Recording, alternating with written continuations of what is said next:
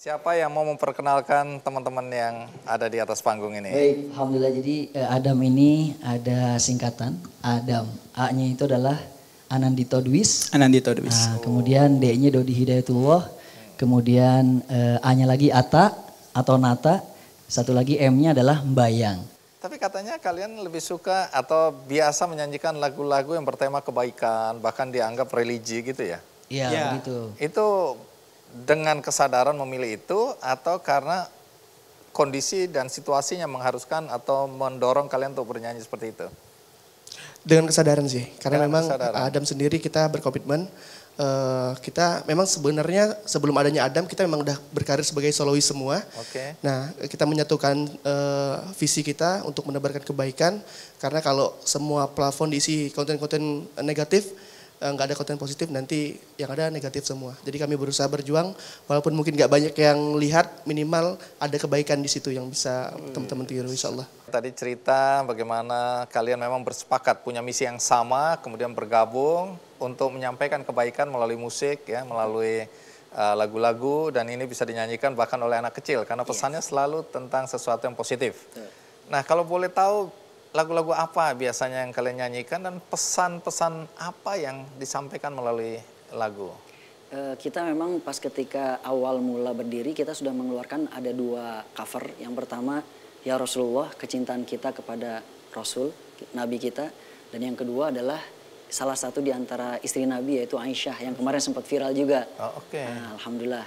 Dan kita pun sekarang mengeluarkan Welcome Ramadan plus insya Allah yang tadi kita nyanyikan juga terkait dengan sabar.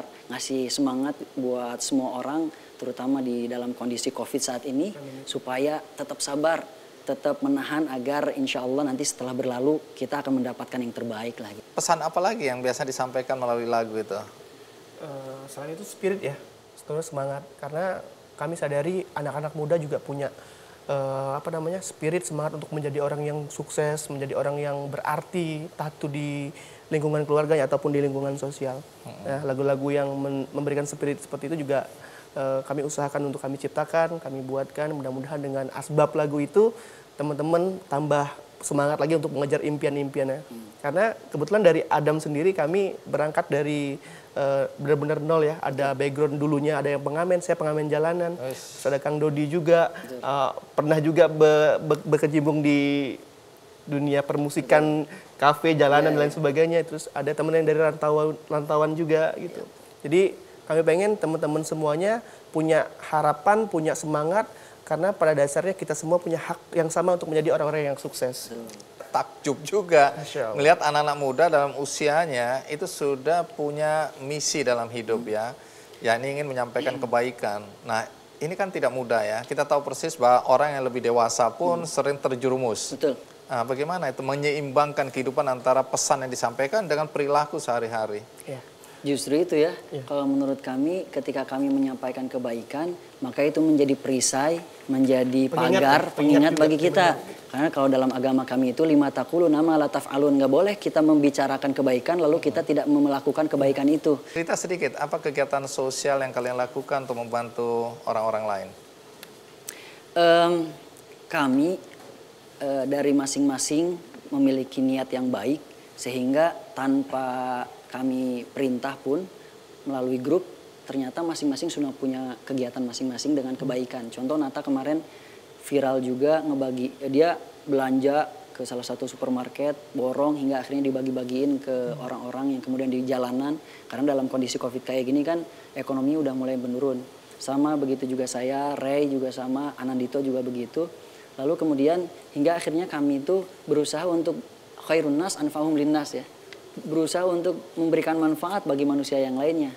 Sampai kita juga memutuskan karena kemarin kita dalam waktu yang 1 bulan sempat viral dengan beberapa karya yang baru saja kita launching gitu ya. Banyak nikmat yang Allah berikan ya. Hingga akhirnya kita memutuskan bismillah kita pengen ngebangun masjid tapi di pelosok mas. Banyak anak muda yang belum punya tujuan hidup seperti kalian ini. Nah, adakah pesan yang bisa disampaikan? Iya. Manusia yang baik itu adalah manusia yang bermanfaat minimal untuk diri dia sendiri. Jadi kalau kita mau menjadi manusia yang baik dan yang terbaik insya Allah ya kita harus bermanfaat untuk orang lain. Nah memberikan manfaat dengan orang lain kita juga harus dulu nih menjadi sesuatu gitu. Tidak mudah kita mengajak orang lain kebaikan, tapi kita belum bisa menjadi orang yang baik. Oleh karenanya, apapun yang kalian inginkan, mau itu berkaitan dengan impian, cita-cita, keinginan, jemputlah dengan cara yang baik. Karena apa?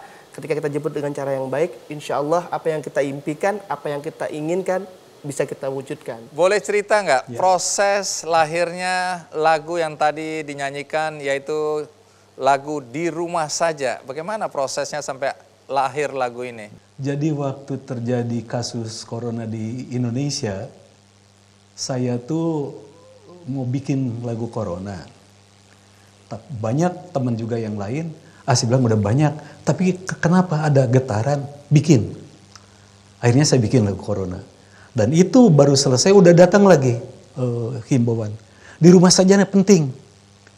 Nah ini kebetulan rekan-rekan yang menyuruh saya membuat lagu ini, dua-duanya itu dari grupnya Bapak Doni. Ya, dan ini semua dadak. Dan ini saya jujur aja merinding. Allah memberikan inspirasi pada saya dengan cepat sekali. Ini lagu Di Rumah Saja ini prosesnya hanya 1 hari. Tapi saya lagi panik dengan lagu yang lain, sampai saya ribut sama istri saya. Mah ini tuh gimana bulan puasa? Ya papa mesti tahu bulan puasa tuh. Dia bantuin bikin lirik. Jadi lirik di rumah tuh kalau bulan puasa ngapain? Ya di rumah tuh makan, buka, baca Quran, tadarus, ibadah, tarawih. Kalau tidak di masjid rumah. Jadi waktu kejadian tidak bisa keluar rumah, kita tarawih di rumah. Ya tentu saja kalau sudah aman lah ini ya. Nah yang menarik, yang menarik adalah lagu Corona yang viral di media sosial. Karena ada yang menganggap lagu ini diciptakan 30 tahun yang lalu. Jadi seakan-akan Bimbo ini ahli nujum. Tahu bahwa apa yang akan terjadi setelah 30 tahun yaitu bulan-bulan ini. Jadi gimana cerita itu Corona kok bisa jadi viral? Ya. Saya juga aneh ya, itu disebutnya saya yang ngomong. Ada apa? Kenapa? Kapan saya ngomong itu? Kok tiba-tiba muncul nama saya hebat sebagai penujum? Aduh, luar biasa. Ini masalah sama sekali bohong, tidak benar gitu. Kalau kita mendengar nama Bimbo, itu identik dengan ajakan kebaikan. Baik kebaikan untuk menjaga lingkungan, untuk tetap sebagai manusia yang saling tolong-menolong, dan juga untuk ingat akan Tuhan yang Maha Pengasih. Apa saja perbuatan nyata yang selama ini dilakukan oleh Bimbo di balik panggung yang mungkin sebagian orang belum tahu nih? Gini, kalau Kang Sam atas kesepakatan bersama, dia ikut dalam kegiatan di Kumham masalah tentang hak cipta. Kalau saya lebih banyak memperhatikan kepada masalah-masalah yang ada di sekitar kita, sehingga saya membuat sebuah gerakan sosial budaya, jaga lembur atau jaga kampung, desaku indah. Ada tambahannya, kebetulan waktu Kementerian Lingkungan Hidup ada di Republik ini, kami ikut berpartisipasi dengan Bapak Emil Salim sampai lahirnya organisasi yang namanya WALHI, Wana Lingkungan Hidup. Dan kami berpartisipasi membuat sebuah album yang judul Kalpataru yang kami sumbangkan hasil rekamannya buat buat lingkungan hidup ini. Dan yang saya sangat-sangat Indonesia sekarang sudah 75 tahun merdeka. Sudah lebih dari dewasa. Saya kira pantas bangsa kita ini maju. Ya. Ini barangkali saya ingin mengajak membuat gagasan-gagasan baru, gerakan sosial budaya baru sesuai dengan 75 tahun itu. Dan di Indonesia, di Asia ini pantas kalau Indonesia ini berkibar. Itu kejarannya. Oke, jadi ini abad keberapa sudah mulai ada? Abad sebelum Masehi. Saudara tepatnya tahun 91 sih baru. Udah baru berdiri 91. 30 tahun. 30 tahun. Waktu Bang Andi masih mahasiswa lah. Iya. Masih sekolah. Masih sekolah. Oke, jadi 30 tahun lebih ya. Dan masih ada dan masih kompak ini ya. Alhamdulillah. Nggak pernah berantem ini ya. Sering. Baik, jadi cerita awal-awal bisa sama-sama ya bergabung di grup Senada ini. Itu dari mana ceritanya? Ya. Waktu itu Pendiri Mas Lukman, Pendirinya Mas Erwin. saya sama Lukman. Erwin Oke. Lukman, pendiri, kita bertiga penduduk. Ini pendiri, ini penduduk, ya. tahun 91 ini, waktu kita 91, masih mahasiswa. Ya. Saat itu kita lagi mau, pas Ramadan nih Bang Andi. Oke. Jadi menjelang acara tarhib Ramadan di kampus, kita bikin apa ya? Akhirnya kita bikin, coba deh kita masing-masing kasih kontribusi setiap fakultas gitu, setiap jurusan ya. Nah saya Lukman sama Agus waktu itu. Agus Idwan. Oke, Kita ya. bikin Di FISIP ya? nasyid. FISIP. Di FISIP. FISIP UI. Anak-anak UI lah ya. Ya. Tapi kenapa namanya senada ya? Ini nih. Jadi nama senada itu diberikan oleh Kiai Haji Toto Tasmara. Kita waktu itu nyanyi di depan pengajiannya beliau, ya, yaitu di Kuliah Taman.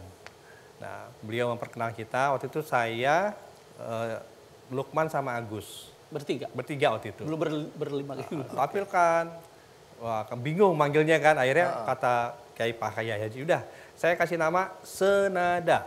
Ada Pakai artinya nggak?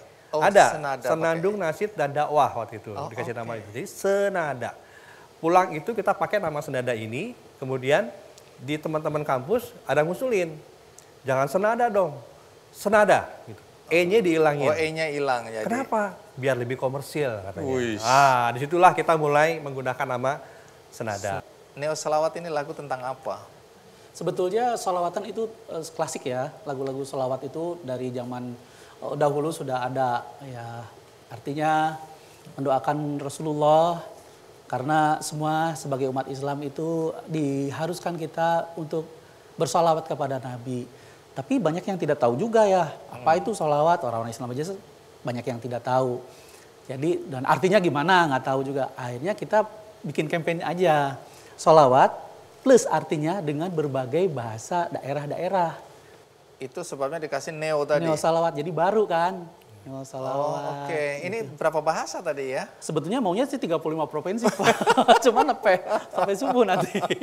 Jadi tadi yang dinyanyi, Ada Arabnya ya pasti, Oke. ada bahasa Indonesianya, ada Inggris, ada Chinese, ada Sunda, ada Jawa, ada Padang, ada Aceh, ada Palembang, macam-macam. Astaga. Ya.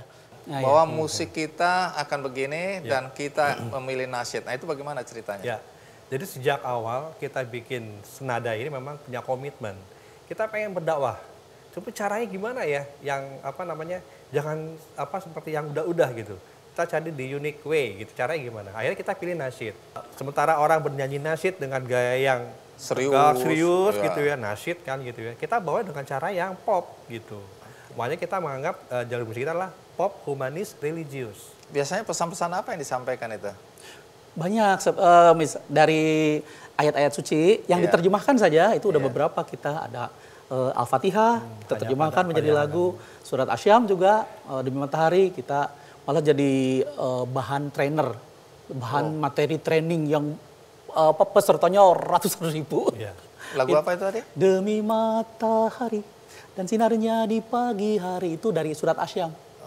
Nah, kemudian kalau kita lihat sekarang ini ya, kan orang hanya melihat di depan layar atau di atas panggung apa yang dilakukan oleh teman-teman dari Senada. Di belakang panggung kegiatan nyatanya apa ya dalam konteks sosial, perbuatan baik, bisa diceritakan? Dengan adanya pandemi ini juga kita bekerja sama dengan badan-badan zakat ya seperti Sahabat Yatim Indonesia. Kita kerjasama yuk untuk mengumpulkan donasi agar membeli vitamin Suplemen. Untuk suplemen Terutama untuk para para medis medis. dan untuk para petugas yang ada di lapangan ya di garda terdepan ya.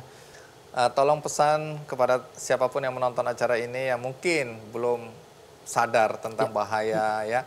Ada sesuatu yang mau disampaikan? Ya, ini adalah wabah. Wabah adalah suatu peristiwa yang istimewa ya.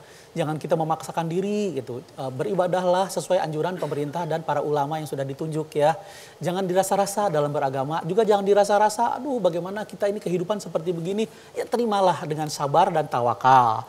Paling kita juga saling mengingatkan aja ya. Jadi tugas kita meningkatkan awareness lah agar rekan-rekan di masyarakat semua bisa mengikuti aturan dari pemerintah.